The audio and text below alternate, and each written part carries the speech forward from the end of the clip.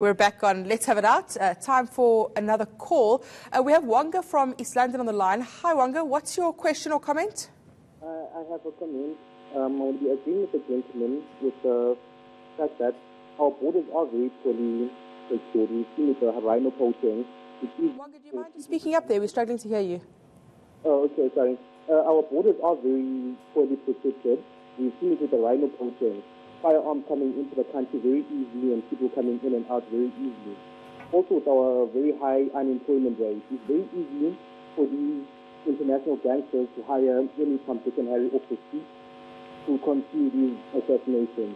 But then I don't want to put too much blame on us or police services. They are also overtrained. But what I can say is they're doing a good job so far. We've seen it with the very long crisis as well. Okay, thank you, Wanga. So one of the issues there that Wanga mentioned is how porous our borders are. So for me, the perfect example of that is the story of Dobrosov Gavrich, who was the Arkan killer, who was living in Joburg for years as Sasha Kovacevic. And he lived here and managed to get a gun license and a driver's license and opened a restaurant. And we only discovered who he was when he was in the car when Cyril Beker was shot. And he was this international fugitive. So how many guys are there that manage to get into the country like that, who live amongst us, and we just don't know that they're here? Sasha was an interesting story. They actually found cocaine on him when Cyril had been assassinated in the car, and as a result of that, they arrested him for that possession of coke, ran his prints and found there was an Interpol red notice on him. And everybody who had known him as Sasha then found out he was Arkan Slayer. He was one of the team that killed Arkan. They were actually meant to be protecting Arkan, and they ended up killing Arkan. What's of interest is that the guy that was taken out in Stratton Park was also allegedly a part of that team.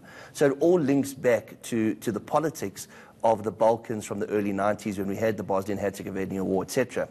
But it's interesting that you raised the fact of the porous borders. And in answer to our viewer that phoned in now, is that there was a recent case in Port Elizabeth where a man was found living a normal life, and it turned out there was an Interpol red notice for him for murder. It wasn't that he was wanted for murder. He'd actually been found guilty of murder also in one of the Eastern European Balkan states. He was arrested, held at St. Albans prison, and recently released on 100,000 rand bail, and he's now under house arrest while Interpol and this particular Balkan state sort out the extradition of this particular individual. So word on the street in the underworld overseas is the fact that South Africa still is a place to come to if you are wanting to hide, or if you're on the run, or if you've got a few rand to spend from your ill-gotten gains. So just before we go, I want to ask you about an incident that happened this week on the M1 highway near Jan Smuts, where you had shooting again in broad daylight, where a group of guys shot at a motorist and then took something out of the boot of the vehicle, and it turned out that the person that was wounded was a Hawks officer who was off duty. And the suggestion is that he was moonlighting and he was working for a client to transport money. How much of an issue is something like that, where you've got officers that are moonlighting or that may be complicit in some way? Moonlighting amongst police officers is nothing new. I grew up in Hillbrow in the late 1980s and the early 1990s. If you looked at all the bouncing crews, etc., there were a couple of cops in all of them. You must understand, public servants on the ground don't earn that much money, and they are encouraged to do, a bit of side body work, a bit of bodyguard work, a little bit of side collection work, etc. It's frowned upon.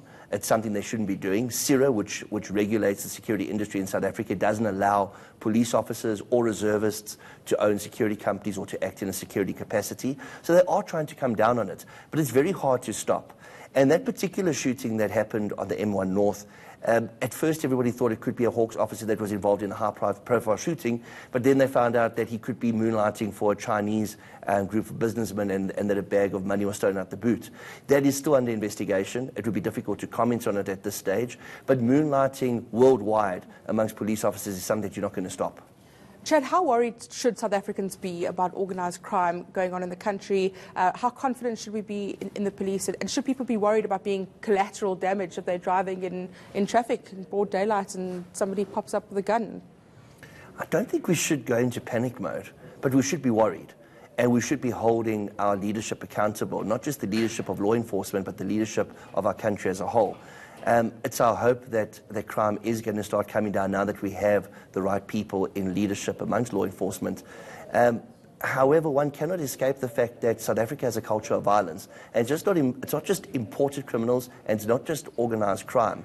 If you look at social-related crimes, violence against women, violence against children, sexual-related crimes in South Africa, it is at a disproportionate level compared to any other country in the world. And every South African needs to stand up and take a stand. And if we start and I hate to sound cliched, but if we start at grassroots and we work our way up, much the same as Rudolph Giuliani had his broken pain theory, we can all come together and perhaps fight the scourge. In other words, don't bribe Metro police officers. Correct. Well, that's it for this edition of Let's Have It Out. Remember to keep the conversation going on social media using the hashtag LHIO. Tomorrow night, Nkululeko Khanyi will be in this chair, and you don't want to miss that conversation. I'm Mandy Wiener. Good night.